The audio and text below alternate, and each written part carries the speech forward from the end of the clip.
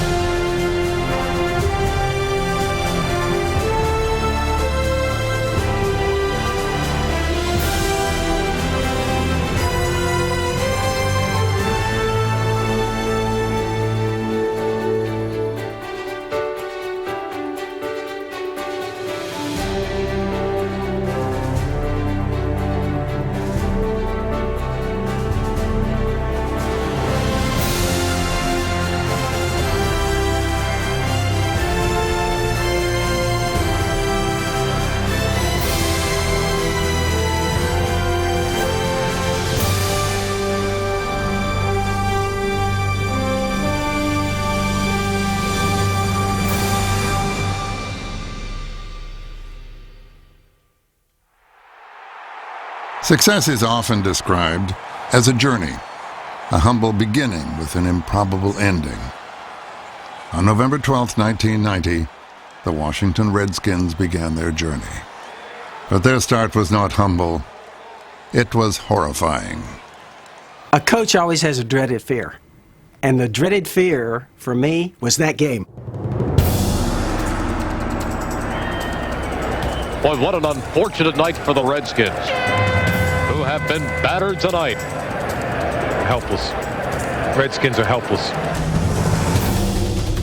Joe Gibbs watched in disbelief as 9 of his players went down with injury. 5 of the wounded were either carried or carted off the field. They beat our eyes out in that game. I mean, literally, that's the nightmare for me in coaching. As the casualties mounted, Eagles players taunted the Redskins. Their words became this game's enduring identity: the body bag game. Why we would sustain all those in one game, I don't know. I don't have the answer for that. Because I thought he played. It was Washington's most disheartening defeat in a decade under Joe Gibbs. I shouldn't. The Redskins' reign of the 80s appeared to be over. But Washington's players would not let the body bag game become their burial. Instead, they made it their revival, as the Redskins pushed aside their pain and focused on regaining their pride. It was embarrassing. It was embarrassing as a player to hear, this body bag game. The Redskins were the doormats, and we got handled that day. So we just filed it away and said, hey, we'll get another shot at these guys. They've never beaten us for anything significant. And if anybody comes out of the NFC East, it's not going to be those doggone Eagles. 2 months later, Charles Mann and the Redskins got what they wanted.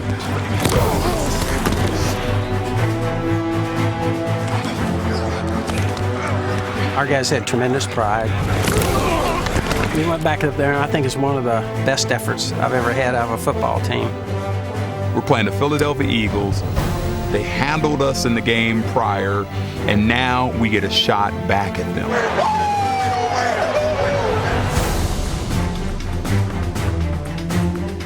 Play action fake again by Rippon. Good protection. Lobs it in the end zone for Monk. Touchdown, Washington Redskins. I think every one of us kind of felt that it was something more than just a playoff game. We responded very well and very professionally and went out there and did our job.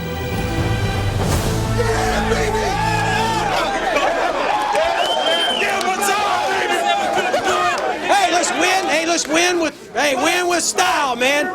Win with style. Great job. Hey, proud of all of you. Proud of all of you, man. Great job. The Redskins earned their revenge against the Eagles, and with it, a trip to San Francisco. But amid the celebration, Washington's players knew that the Eagles were not the 49ers, and Mark Rypien was no Joe Montana. A sixth-round pick in 1986, Rypien's first 5 years in Washington were marred by injury, inaccuracy, and erratic play. His mistakes were a constant source of scrutiny in a town accustomed to winning.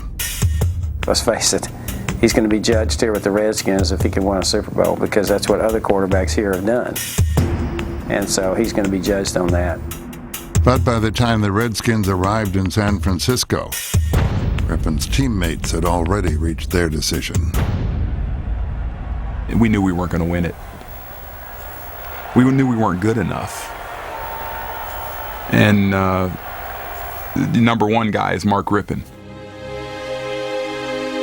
The Redskins were not alone in their assessment of Rypien. Even their opponents could sense a quarterback in doubt. His eyes weren't telling me that he was believing in himself. He came up to the line of scrimmage, and in the middle of the first quarter, I came to the sideline and said, this game is going to be won. This guy doesn't believe he can do it. Back is Rypien to pass. Got time, throws it up, picked off in the end zone. Intercepted. I don't know what Mark was looking at. They had 2 opportunities down there, and Mark throws 2 interceptions. You knew it's going to take a great quarterback with great leadership skills that is super confident to help you win. And he didn't have it. As a quarterback in Washington, D.C., nothing less than winning the Super Bowl is acceptable. And if you didn't lead them there, then your days are going to be numbered.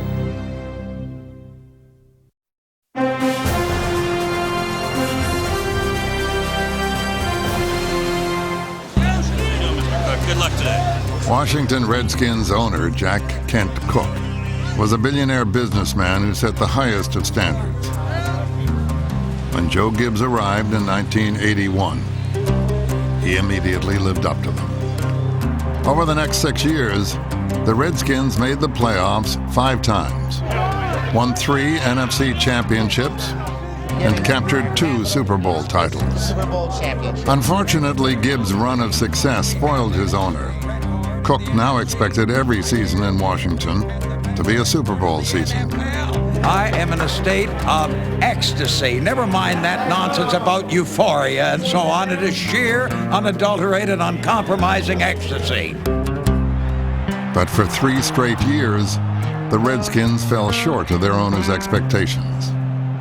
By the time training camp opened in 1991, Cooke's patience had worn thin, and Mark Rypien's holdout was not helping.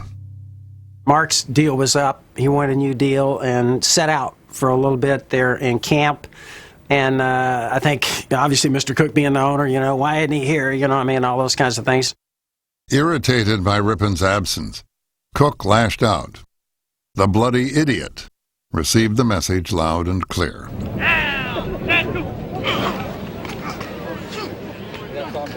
Mr. Cooke came to practice, and I went over and said hi to him, and he said, "Mark, what kind of a year are we going to have?"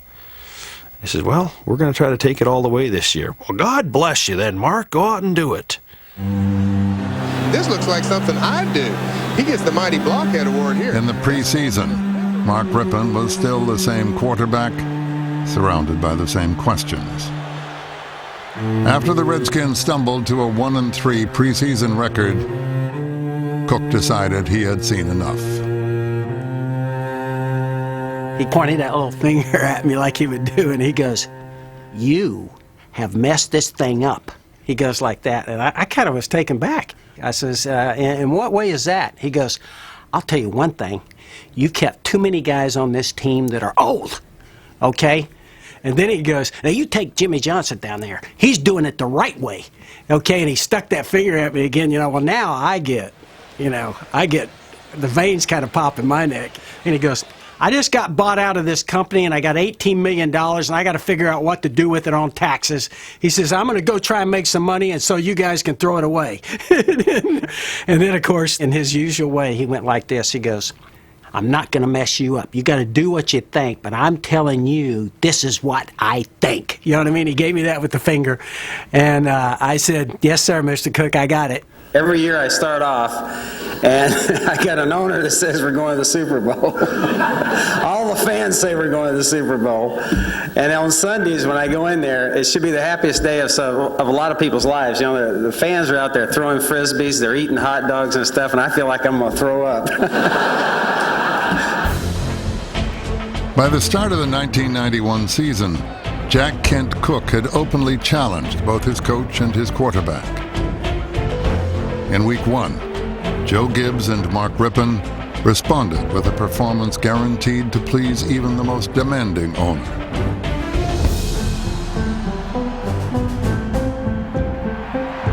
Rippon got a man wide open. On it, touchdown, Washington Redskins. Rippon led Washington to nearly 400 yards of offense in a dominating effort.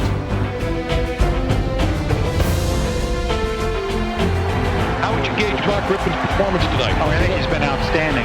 Preparation was very good. They knew what they wanted to do against this defense, and he's been very sharp. Back he goes, avoids the pass rush, going deep on the fly to Clark. Touchdown, Washington Redskins. Beautifully thrown ball. Speak of the devil, Mark Rippon. The 45-point win was the most one-sided victory in Redskins history, and it made Mark Rippon look like one of the best investments Jack Kent Cooke had ever made.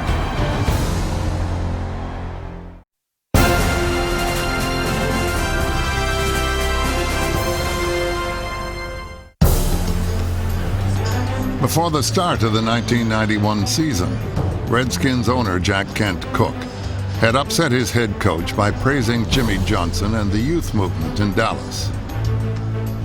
In Week 2, Joe Gibbs set out to prove to his owner that younger was not always better.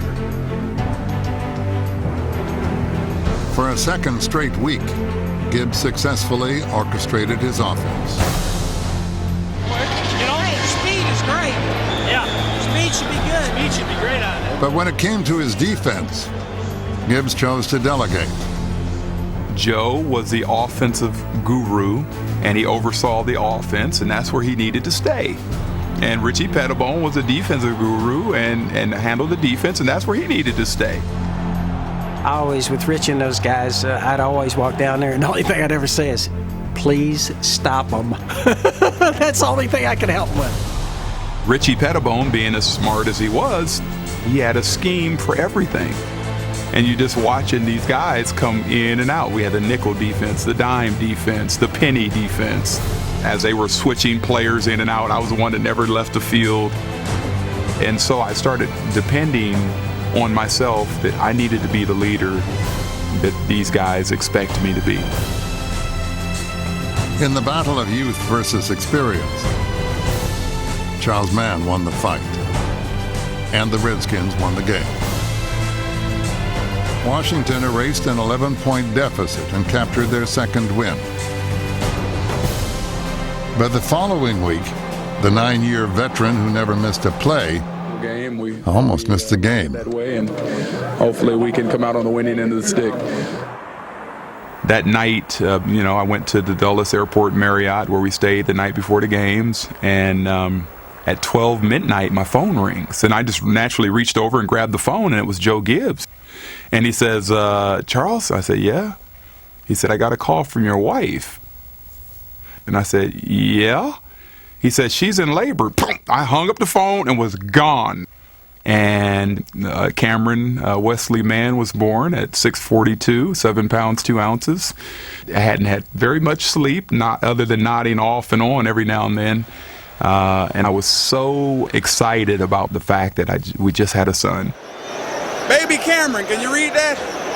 Born today, 646. That's for my family. I gotta get one more sack though. I got 2 kids.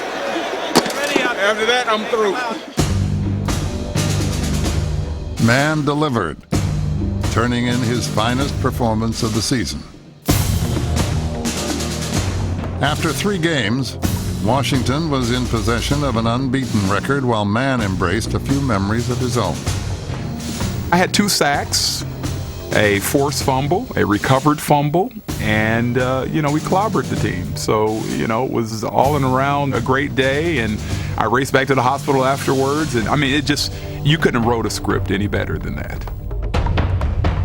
Charles Mann's perfect script was part of a perfect season, as the Redskins remained undefeated after 4 weeks of play.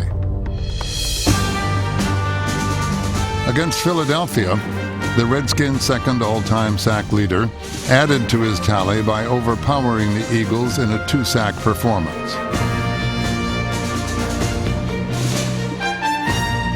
The Redskins had many gifted players, but none was as gifted in as many ways as Charles Mann. I always have a saying. His saying was, you can't get in all the lines in heaven. You either get in the front of the smart line, and you get behind in the physical line and all these. Charles somehow got in almost every line, in the front. This guy is 6'4", he's got a 28-inch waist, and can run like mad. I used to kid him. I said, how come I don't look that way in a suit? With his lethal combination of size, strength, and speed, Mann led the Redskins in sacks for a 3rd time in 1991. And in Week 5, he led Washington to its 3rd straight home shutout.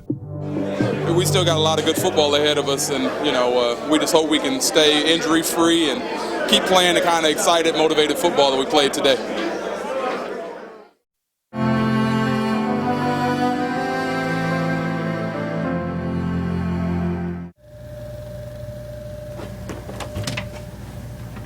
All NFL coaches work hard, but none worked harder than Joe Gibbs. He labored day and night to ensure that his team would be more prepared than the opposition. His life is football, and that's it. He slept on a cot, for years at Redskin Park. So if Joe was making that kind of a commitment, how in the world could you cut corners? How could you not give your all? His spirit that he brought made other guys feel that, gosh, this is a guy that really cares about who we are and what we're doing. And they talked about this being their Super Bowl. Hey, expect that kind of effort. Expect a great effort from them. And every single swinging guy starts with teams. Let's hit it rolling now. Let's earn this thing today. Nothing gets away from us. Let's earn it today, okay? It's our turn right here. Let's get this thing. Our Father, who art in heaven, thou be done. You just respect somebody like that. Be done on earth. And it's great to be able to respect your employer. Let's hit it now. Let's go. If I get this thing, let's go. Get it over with. Let's earn it. Earn it today. Now let's earn it. When I think back to that team, they were highly motivated. And all you had to do is kind of, point them in the right direction. Give them a good game plan. They were ready to go. Preparation was the cornerstone of Gibbs' coaching success, but he never set out alone. 13 seconds or so. Gibbs' staff was the largest and brightest in the league. He had 5 former or future NFL coaches working alongside him. We can't say enough about our coaching staff, and every single game we went into play, we were prepared, We were prepared mentally to challenge any team we had, and you really have to take your hats off to all those guys for what they meant for our football team. The meeting of great coaching minds was a nightly ritual at Redskins Park. The entire staff would descend to a room they nicknamed the Submarine to begin devising their weekly game plan. It's kind of like, we're getting ready to submerge, and we're going down, and we ain't coming back up until the game plan is done for that night. We knew to shut it down for the night when we had a trash truck that used to come at 3 o'clock in the morning. I still remember that. Everybody was sitting there, and you hear this, and it'd be dumping the trash outside, and I'd go, oh, okay, it's about 3, man. We need to wrap this up. Richie Peck and Emmett and Torgy, all 4 of those guys working together as a group. I think Gibbs made sure everyone knew coaching the Redskins was a team effort, even when it came to their biggest play of the 1991 season. So when I came, Coach Gibbs mentioned that to me. Rod Dowhauer happened to be sitting in, in our meetings. Obviously, it'd be a very important part of it. And he came up with this idea: we need to sprint out, try and get the safeties to slide a little bit and let from the backside over here, let Gary Clark just slide right down the boundary. Hopefully get the safety to move and turn and throw all the way back across the field. Sprint bomb. And so, it's one of those things. This is how smart I am. I'm sitting there going, geez, hey, I don't know about that, Rod. Do you know what I mean? In Week 9, the Redskins were facing the defending Super Bowl champion New York Giants. Having lost 6 straight games to their NFC East rival, Gibbs favored a conservative game plan.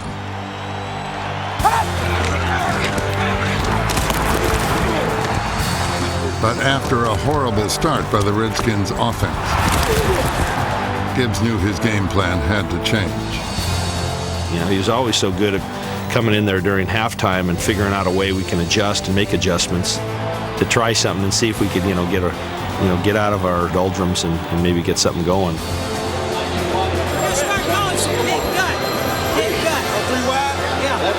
There were a couple of things that we kind of started hitting on. One was, we call it gut seal. You seal the backside with a trap, and then you block zone up front. And what Ricky was doing a great job of in that game, it kind of got going in the second half, because we'd have Donnie Warren come across and cut, and he started hitting gut. And we started to get something going running, and then we hit a couple of big plays, and one of them was sprint bomb. Rolling out to the near side is Rippon, who steps up and throws it long for Clark at the 5, grabs it, touchdown, Washington Redskins. Oh, what a great pass by Mark Rippon. He just aired it, dead, solid, perfect. Couldn't have been better.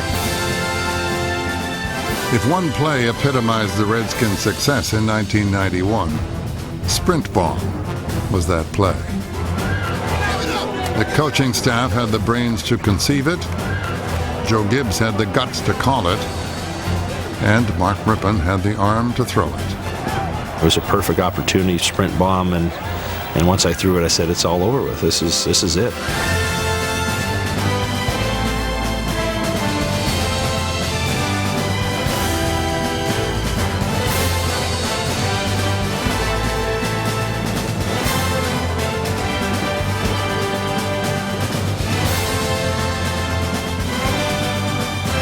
Rippon's 54-yard touchdown pass preserved Washington's perfect record. The Redskins had won 8 straight games, and Mark Rippon had won over his team. Mark, at that point, for all of us, the team and everybody else, I think we believed. And, he kind of earned his way into our heart, and I think he'd proven that he was a quarterback that could take you all the way.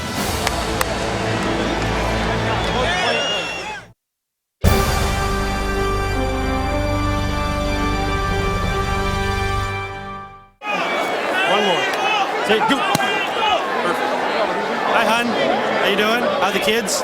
Give them a kiss for me, will you? Love you. I always felt like with Mark, people could easily miss what made Mark a heck of a quarterback. Yeah, he'd throw an out. Many times the ball might wobble and stuff, may not look that good. He was not a runner, not athletic, didn't run around back there. And so he was kind of clumsy looking at times. But what he never missed was the deep ball.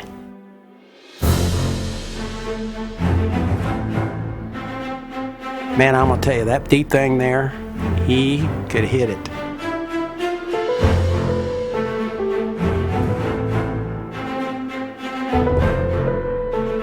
I think we must have been 75, 80% on capitalizing on big plays. That says a lot. One, a receiver's got to have an ability to get open, get separation from a defensive back. Protection has to be good. The throw has to be good. We were uncanny. We had 30 plays over 40 yards that year. It was unbelievable. He had the perfect football mind. He was set on that front row of that meeting room. If I asked anybody in there a question, he was so in tune with what was going on, he'd answer. Both inside guys backed up. We can still block it, but it's still got to run a hot. I want to ask Rod something. We had all sorts of packages, and that was the uniqueness of what we were doing. We went to 3 wides, we went to 2 wides and 2 tights. We went to 2 wides, 2 running backs, and 1 tight end. We had a lot of different variations in an offense that was very multidimensional. The Redskins' diverse offense benefited from a trio of talented receivers: Art Monk, Ricky Sanders, and Gary Clark. Known as the Posse, the 3 men formed a devastating receiving corps. And he's going to throw another fly pattern. There he is. Touchdown. In Week 11, the Posse soared past the Atlanta Falcons while their quarterback enjoyed the greatest game of his career. Mark Rypien threw for 442 yards and 6 touchdowns. He was only 1 touchdown shy of the NFL's all-time mark, and his coach knew it. He came over to me and said, "Hey, you want to go for the record?" And I says, I'm really not a record guy. I'm not into those things. I said, besides, Coach, we might play these guys again. Rypien had turned in the league's best passing performance of 1991. But his decision to turn down a shot at history was not surprising. Rypien's humility mirrored the overall character of his team. The Redskins were understated, but overwhelming. 12 months after being left for dead in the body bag game, Mark Rypien and the Washington Redskins were alive and well at 11-0. But we still were under the radar. People aren't really taking notice of us yet. Heck, HBO Inside the NFL didn't come until week 12.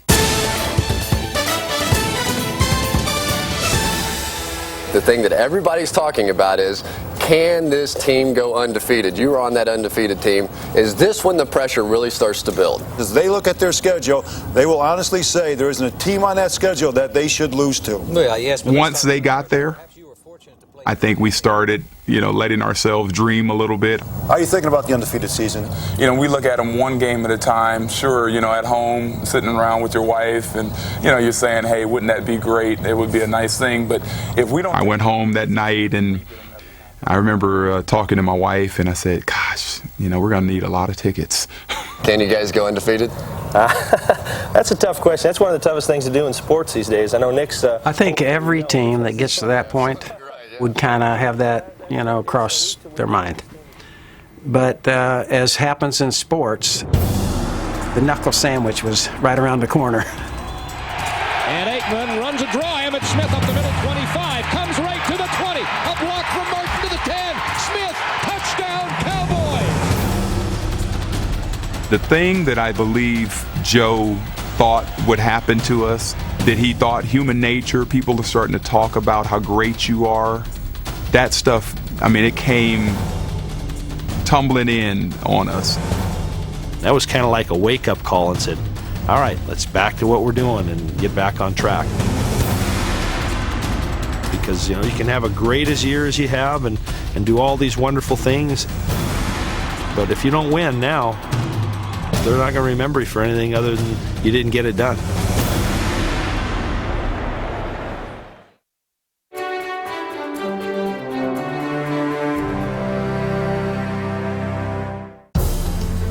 By the end of the 1991 season, Mark Rypien had found the light at the end of a very long tunnel. A quarterback who had once been considered mediocre, he had suddenly become spectacular.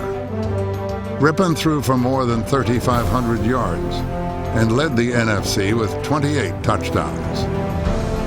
The Redskins won the NFC East with a 14-2 record and clinched home field advantage throughout the playoffs.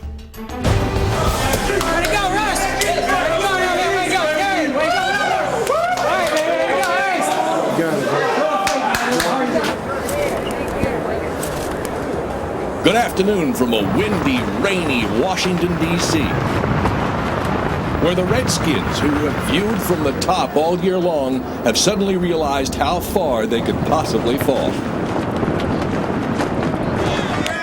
Rippon had had a career day in Atlanta's regular season visit to RFK Stadium.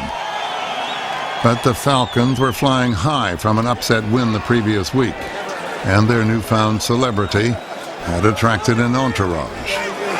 Hey, say hi to Ted Shaker in the truck. Ted, how you doing, Ted? Happy New Year. All right. They had MC Hammer on their sidelines. They were making a music video. I mean, come on. Don't disrespect us like that. Why would you even do that? I mean, y'all know, that you haven't won here. You're trying to get under our skin. It doesn't bother us one bit. But rap artists and heavyweight champions were just circus sideshows in comparison to Atlanta's ringmaster, Jerry Glanville.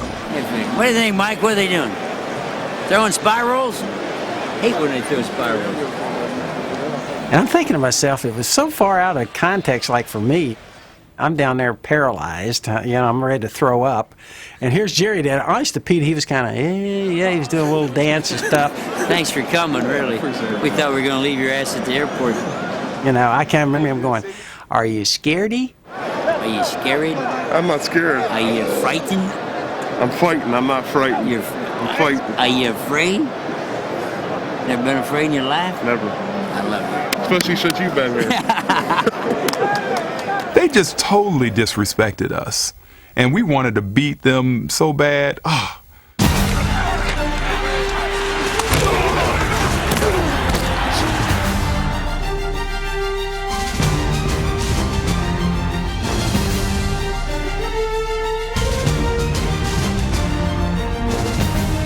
It was really it kind of shut your mouth kind of a statement that we made to MC Hammer and the Atlanta Falcons. The Redskins forced Atlanta into 6 turnovers, ending the day for the Falcons and their sideline entertainment. Despite the weather, Mark Rippon moved the offense with ease, and Washington's running game ensured the victory. The rain-soaked RFK fans celebrated with a unique showering of affection. One guy threw one of those things, and everybody went, hey, whoa! The yellow seat cushions were flying.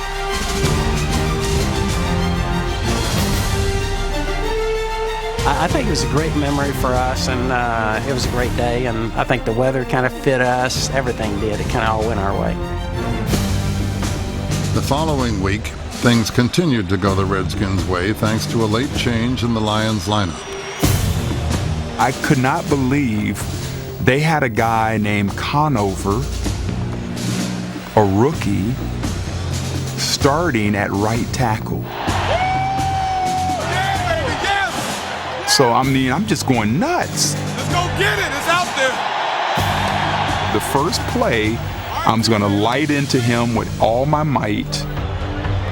Wake this rookie up, let him know he's going to be in an all-day fight and he has no chance of winning. I remember getting into his chest before he could get out of his stance hardly. And I was able to reach up and knock the ball out of the quarterback's hand, fumble. Fred Stokes picks it up. First down for the Redskins on like the 8-yard line, and we go in to score, and the rest was history. Andre Ware is back, throws it to the left side, picked off at the 33-yard line. Here comes the return by Darrell Green. He's back to the 10, cuts to the 5, touchdown, Washington Redskins. In the NFC Championship game, the Redskins flexed their defensive muscle, while they showed off the league's most prolific offense. Washington strolled to the NFC Championship, outscoring their 2 playoff opponents by a combined total of 48 points. Their domination was more than impressive. It was historic. The 1991 Redskins posted the largest average margin of victory among all Super Bowl champions. With the win, Mark Rippon rewarded his coach's faith by finally becoming a championship quarterback, while Joe Gibbs rewarded his owner's loyalty by delivering Washington's 4th Super Bowl berth in 10 years. Mr. Cook, how you doing? Darling. Give him a...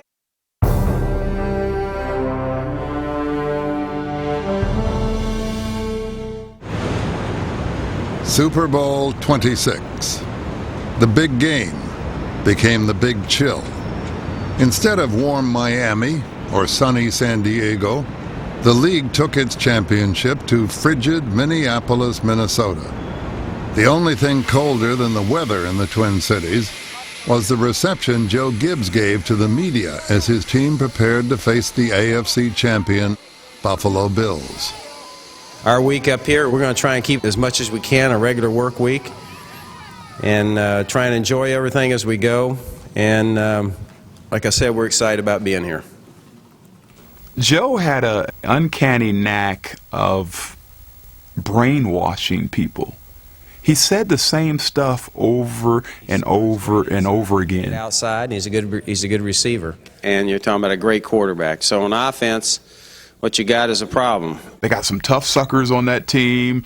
You know, they're great. You're talking about the most valuable player in the league at running back. Yada, yada, yada, yada, yada. And then the camera would be in front of us, and we would say there's some tough suckers. Those guys are great players, big, strong, and fast. They got a great team. They have some great speed. Like, wait a minute, that's not my words. That's Joe's words. Their athletes and their team defensively are as good as there is in the league. So, what about the Redskins? Was it a lot of fun to interview the Redskins this week? Oh, sure. Yeah. I mean, this is like a convention of morticians. I mean, this is not a fun group. But I'll tell you, but compared to Joe Gibbs, a lot of them do go through life with a lampshade. No, but one guy said that we are a perfect reflection of our coach. We're dull. I don't picture myself that way, but then again, I guess you always look at yourself a little better than what other people do. And so I think people look at that and they say, well, this guy, man, he has no sense of humor. Look at him. He's milquetoast, you know what I mean? I think the difference between teams is a very small difference. Because of under Joe Gibbs' system, there's no real superstar, but it's a super team. You know, we weren't sexy enough for the media. We couldn't sit back and That fact was made abundantly clear when USA Today ran an article criticizing, of all things, Mark Rippon's hairstyle. Oh yeah, my haircut. He's kind of blasé, you know. I'm not there for those people. The people writing it didn't like us for some reason. It was just kind of like, well, gosh, these guys aren't flamboyant. Geez, something's wrong with these guys. Thurman Thomas was getting all the press, and Bruce Smith, and Cornelius Bennett, and they're the guys, and so they were so preoccupied with stuff that Thurman Thomas obviously didn't have his helmet when the start of the game happened. Kenneth Davis is in at running back, not Thurman Thomas. Let's see. Kelly goes back, wanted to hand the ball off, was left with nowhere to go, gets pounded at the 45, 46-yard line. Kenneth Davis was supposed to run the ball, which makes us ask, what's wrong with Thurman Thomas? This is the biggest game of your career, and you don't have your helmet when the game starts? Thomas eventually tracked down his helmet. He would need it. The Redskins smothered the Bills' running attack, holding the NFL's most valuable player to 13 yards on 10 carries. Once their ground threat was taken away, the Bills' offense collapsed. Jim Kelly was sacked 5 times, and the Buffalo players began losing their helmets for a whole new reason. The Redskins' defense had silenced the Bills' explosive attack, but Gibbs and his staff were far from finished. They had all the defense come together and said, we got to play.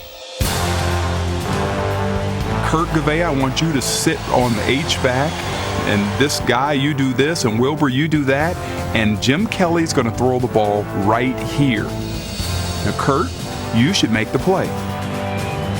Kelly to pass, blitzed up the middle, has to dump it off, picked off, intercepted at the 25, to the 20, the 15. It's Gavea to the 5, almost to the end zone, forced out of bounds at the 2. Seconds into the third quarter, Jim Kelly and the Bills were ambushed by the brains of the Redskins coaches and the brawn of their players. The interception led to another Redskins touchdown. Washington was comfortably ahead, and Mark Rippon was about to showcase his signature talent on football's biggest stage. Back he goes. Good protection again. Going deep. He's got Clark in the end zone. Touchdown, Washington Redskins.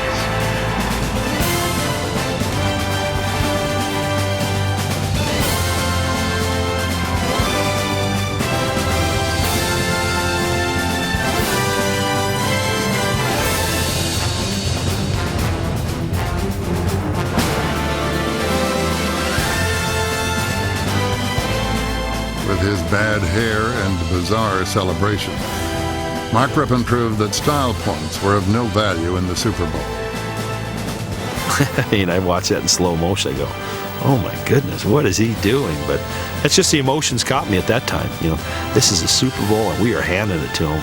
And I came over to the sidelines, and one of the guys from from Disney came over and tapped me on the shoulder and said, by the way, you're the MVP. And that's kind of when I started practicing my lines, you know. I'm going to Disney World. I'm going to Disneyland. Mark Rippon, you and the Washington Redskins just won the Super Bowl. What are you going to do next? We're going to Disneyland!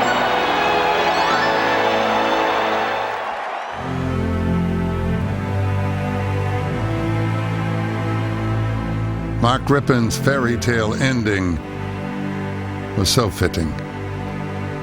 A question mark quarterback when his story began, Rippon silenced his critics as he delivered one truly magical season. This ring right here doesn't mean, gosh, I was great. I had to play great, sure. These are memories. These are guys that, you know, they were a huge part of what we did. Stood behind their group and just raised to an unbelievable level.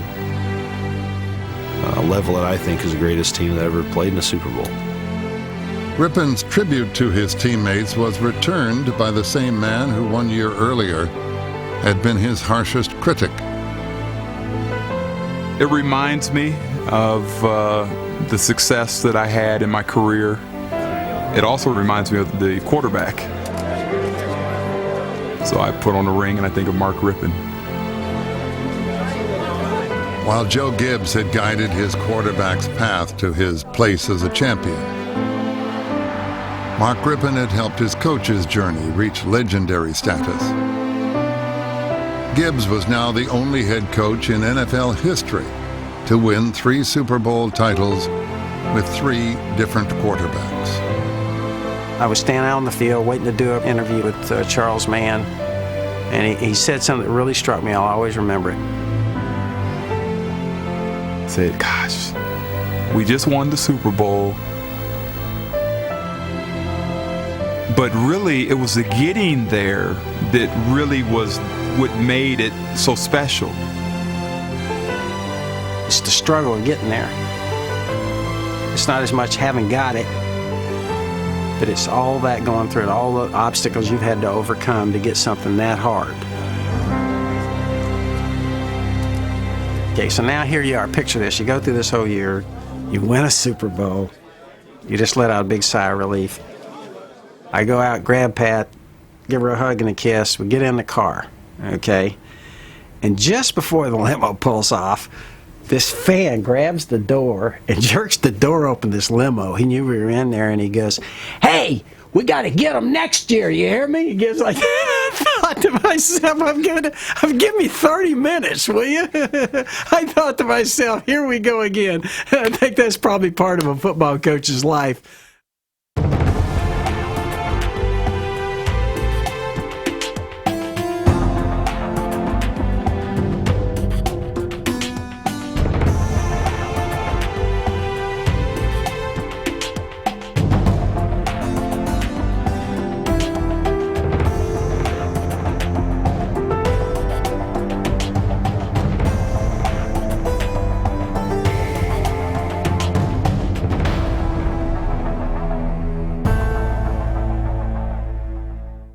For additional video content, photo galleries, and more from America's Game, visit NFL.com/America's Game.